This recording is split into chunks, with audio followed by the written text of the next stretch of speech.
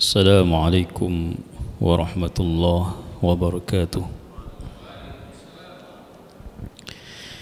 الحمد لله الذي أرسل رسوله بالهدى ودين الحق ليظهره على الدين كله وكفى بالله شهيدا. أشهد أن لا إله إلا الله وحده لا شريك له وأشهد أن محمدا عبده ورسوله لا نبي بعده. اللهم صل وسلم وبارك على سيدنا محمد وعلى آله وأصحابه أجمعين ما بعد. قال الله تعالى في كتابه الكريم: أعوذ بالله من الشيطان الرجيم فليضحكوا قليلا وليبكوا كثيرا جزاء بما كانوا يعملون. Hadirin jamaah salat zuhur Masjid Darul Ilmi STIK yang dirahmati Allah Subhanahu wa taala. Alhamdulillah, segala puji bagi Allah taala yang telah melimpahkan segala nikmat yang tak terhingga kepada kita semua sehingga kita bisa salat zuhur berjamaah di masjid yang mulia ini. Salawat dan salam mari kita curahkan ke hadirat junjungan Nabi besar kita Nabi Allah Muhammad sallallahu alaihi wasallam beserta keluarganya, sahabat-sahabatnya, para pengikut-pengikutnya hingga yaumil qiyamah nanti. Hadirin hadirat jamaah salat zuhur yang berbahagia. Masih pada bab larangan tertawa terbahak-bahak. Ternyata dalam kitab Tanbihul Ghafil ini larangan tertawa terbahak-bahak dibahas sedemikian seriusnya sehingga mudah-mudahan kita yang biasa tertawa berlebih-lebihan barangkali itu adalah menurut kita biasa-biasa saja, tetapi menurut ulama-ulama terdahulu ternyata membawa dampak yang negatif bagi hati kita. Di antaranya ketika kita sering tertawa lepas nggak karu-karuan, maka hati kita semakin hari semakin kaku, semakin kosat, keras hati kita, sehingga mendengar ayat-ayat Allah pun kita tidak tertunduk kepada Allah Ta'ala. Pada kesempatan yang lalu ada 5 hal yang orang itu akan merasa sedih ketika dia akan mengingat dosa-dosa yang telah lalu. Apakah dosa-dosanya yang telah lalu itu diampuni oleh Allah Ta'ala atau tidak? Yang kedua, orang harusnya merasa sedih ketika segala perbuatan kebaikan yang dia lakukan itu masih tergantung-gantung, masih belum yakin apakah kebaikan itu langsung diterima oleh Allah Ta'ala atau tidak. Yang ketiga, orang itu merasa sedih harusnya ketika mengetahui bahwa kehidupan dia yang telah lalu itu apa yang dia lakukan dia tidak tahu, sehingga harusnya dia sedih apakah kedepannya itu akan membawa kebahagiaan atau tidak. Yang keempat, seseorang harusnya sedih manakala Allah Ta'ala sudah mengetahui bagaimana keadaan kita nanti di akhirat, surgakah atau nerakakah. Ini harusnya membuat peringatan bagi kita semuanya. Harusnya kita sedih Yang kelima, kita tidak tahu apakah Allah telah ridho dengan yang sudah kita lakukan saat ini, dari sekarang sampai sebelum-sebelumnya dan bahkan nanti ke depannya. Harusnya itu kita merasa sedih sekali. Oleh karena itu, kalau kita tidak memperhatikan 5 hal ini, maka resikonya, ya, kata pengarang kitab Tanbihul Ghafilin ini, resikonya adalah nanti di akhirat, wa man lam yakun ghammuhu fi hadhil asya' al khamsati fi hayatihi fa innahu yastaqbiluhu ba'dal maut khamsatan minal humum. Setelah meninggal nanti kita akan dihadapkan oleh kerugian setelahnya. Yang pertama, hasratan ma khalfa minat tarokati allati jam'aha minal halal wal haram wa tarakaha liwarathatihi al-a'da. Yang pertama adalah kerugian yang pertama nanti ketika kita meninggal, kita sudah susah payah mengumpulkan harta benda kita, baik itu dari barang yang halal maupun yang haram, sudah kita kumpulkan sedemikian rupa. Ternyata ahli waris kita itu berebut hanya dengan harta benda saja yang kita wariskan, tanpa mengetahui, tanpa faham bagaimana keadaan kita nanti yang sudah meninggal. Artinya betapa banyak orang sudah mengumpulkan harta benda, kemudian ahli warisnya itu selalu bertengkar. Ada datang orang ahli waris kaya raya, awalnya tidak mau mengambil warisan itu karena beliau sudah tinggal di luar negeri, merasa sudah cukup. Tetapi ketika diperlihatkan harta orang tuanya itu sampai hitungan T, langsung matanya merah hijau, dan bahkan akhirnya saling bermusuhan sesama saudaranya. Bahkan pendapat ini si A tidak berhak saudaranya. Itulah nanti hasrotan, setelah sedih, kerugian kita setelah meninggal nanti. Wasani, yang kedua, nadamatu taswifil a'mal as-salihah fayara fi kitabihi amalan qalilan fayasta'dhinu fir ruju'i liya'mal as-salihan fala yu'dzana lahu. Kesedihan yang amat dalam karena menunda-nunda amal kebaikan di dunia. Ketika kita sudah mengetahui bahwa itu kebaikan, seyuknyanya kita langsung menyegerakan.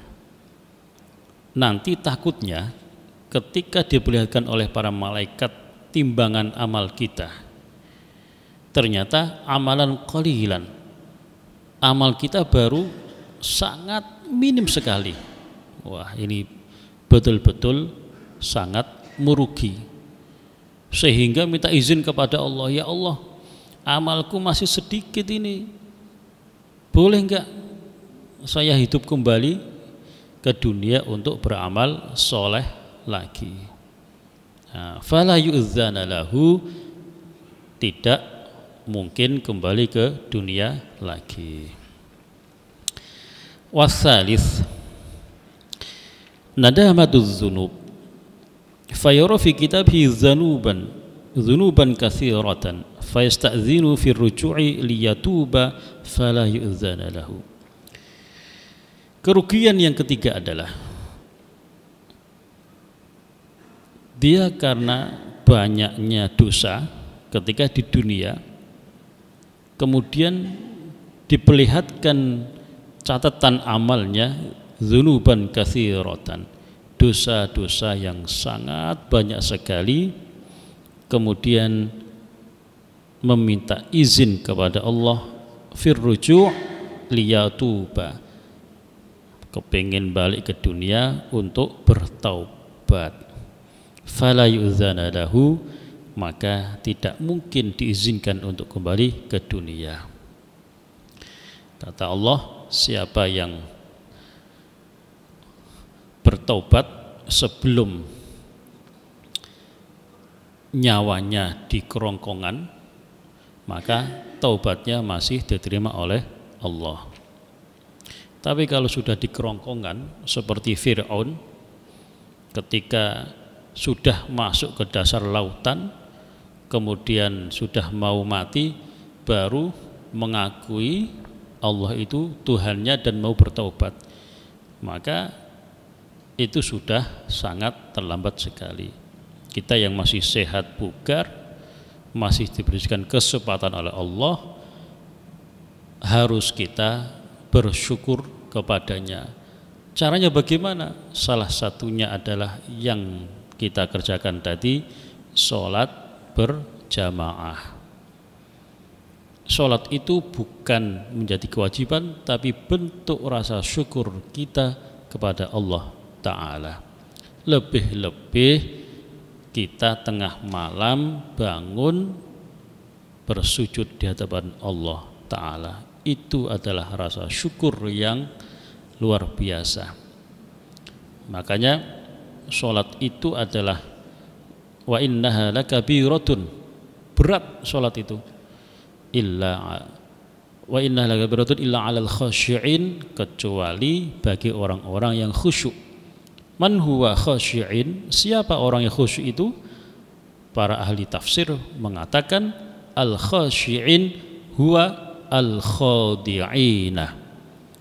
Orang yang khusyuk dalam sholat adalah orang yang tunduk kepada Allah Ta'ala, sehingga jam berapapun kita bangun, kita langsung ambil wudhu dan langsung bersujud kepada Allah Ta'ala. Itulah orang yang khadi'in, khasyi'in kepada Allah Ta'ala. Ar-rabi', kerugian yang keempat adalah yara li nafsihi khusuman katsiratan wa la yatahayya'u lahu ay yurdiyahum illa bi a'malihi. Seseorang akan mengetahui dirinya banyak yang menuntut nanti di akhirat. Kata Rasulullah bahwa al-muflis, nanti di akhirat itu ada orang yang merugi, muflis.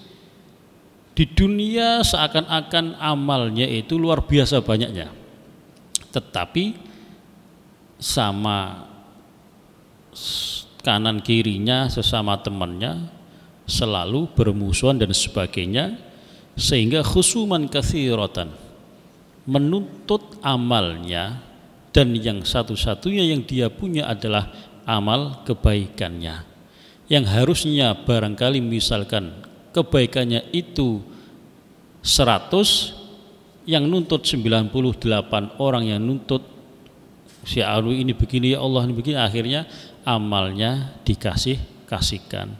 Muflis, kelihatan di dunia amalnya banyak, ternyata hilang begitu saja nanti di akhirat. Wal khamis, kerugian yang kelima, wajadallaha ta'ala alaihi ghadban wa la yumkinuhu ayyurdiyahu. Yang kelima, ketika kita menyia-nyiakan hidup kita di dunia hanya begitu-begitu saja, nanti takutnya, ditakutkan ketika nanti di akhirat kita mendapatkan Allah itu ghadab, marah kepada kita. Maka gak mungkin ketika Allah marah kemudian Allah ridho kepada kita. Ini yang harus kita waspadai. Maka kita seyuknyanya tidak boleh berlebih-lebihan di dalam tertawa yang hebat sekali. Warawa Abu Dzar Al-Ghifari an Rasulillah sallallahu alaihi wasallam annahu qala law ta'lamuna ma a'lamu la dhahiktum qalilan wa la bakaitum katsiran. Rasulullah sallallahu alaihi wasallam bersabda dari Abu Dzar Al-Ghifari, seandainya, kata Rasul, dawuh Rasulullah, seandainya kalian tahu apa yang aku tahu, pasti kalian akan tertawa sangat sedikit sekali. Ini Rasulullah itu sudah diperlihatkan, Mi'raj diperlihatkan bermacam-macam ganjaran bagi orang yang durhaka kepada Allah Ta'ala. Maka pasti Rasul tidak akan bermacam-macam karena sudah diperlihatkan. Maka dawuhnya la dhahiktum qalilan, tertawamu sedikit sekali nanti, wala bakaitum katsiran, sebaliknya engkau akan nangis banyak sekali. Walau ta'lamuna ma'lamu la kharajtum ila su'udati taj'aruna ila rabbikum wa tabkuna. Seandainya kalian mengetahui apa yang aku ketahui, sungguh engkau akan keluar untuk menuju ketinggian, dataran yang tinggi. Engkau akan meraung-raung nangis kepada Tuhanmu. Ini walau ta'lamuna ma a'lamu ma in basattum ila nisaikum wala taqarartum ala farushikum. Seandainya kalian mengetahui apa yang aku ketahui, sungguh engkau akan meninggalkan istrimu dan engkau akan lari dari kasurmu. Luar biasa. Apakah ada zaman sekarang yang begitu? Hadirin hadirat, kalau kita telusuri ke pedalaman-pedalaman, ada ternyata seorang kiai yang tiap malam istrinya ditinggalkan hanya untuk menghadap kepada Allah Ta'ala. Tidak hanya sholat tahajud saja, enggak, sudah waktu sepertiga nisful lail, jam 9, jam 10 malam ditinggalkan keluarganya menuju masjid, menuju surau, memohon ampun kepada Allah untuk dirinya, keluarganya dan bangsa ini. Banyak sekali kalau kita mau berjalan di pelosok-pelosok, kita tertolong oleh orang-orang yang hatinya bersih seperti itu, rela meninggalkan keluarganya hanya untuk memohon ampunan kepada Allah Ta'ala untuk kita semuanya. Sehingga kita akan berkata, seandainya aku mau gitu, Allah khalaqani yauma khalaqani syajaratan tu'tadu. Seandainya aku tahu begini, ya, kata orang yang menyesal, aku mau itu Allah jadikan aku pohon saat aku diciptakan, dan pohon itu ditebang oleh orang. Jadi saking kesedihan yang mendalam nanti di akhirat, sehingga rela, enggak diciptakan manusia juga enggak apa-apa, diciptakan pohon juga rela karena kesedihan yang sangat mendalam. Amal ibadahnya tidak cukup bekal untuk menghadap Allah Ta'ala. Hadirin hadirat, kita yang masih seger bugar ini, mari kita tingkatkan syukur kita kepada Allah Ta'ala, lebih-lebih di sepertiga malam terakhir kita sujud, tinggalkan kasur kita, memohon ampunan kepada Allah Ta'ala untuk diri kita, keluarga dan bangsa ini. Mudah-mudahan melalui nangisan kita, ketulusan kita memohon ampun kepada Allah, bangsa ini menjadi bangsa yang lebih baik ke depannya. Hadirin hadirat yang berbahagia, demikian yang dapat kami sampaikan, mudah-mudahan bermanfaat bagi Al-Faqir sendiri dan jamaah sekalian. Kurang lebihnya minta maaf. Kita tutup dengan doa kafaratul majlis. Subhanakallahumma wa bihamdika asyhadu an la ilaha illa anta astaghfiruka wa atubu ilaik. Kurang lebihnya maaf. Assalamualaikum warahmatullahi wabarakatuh.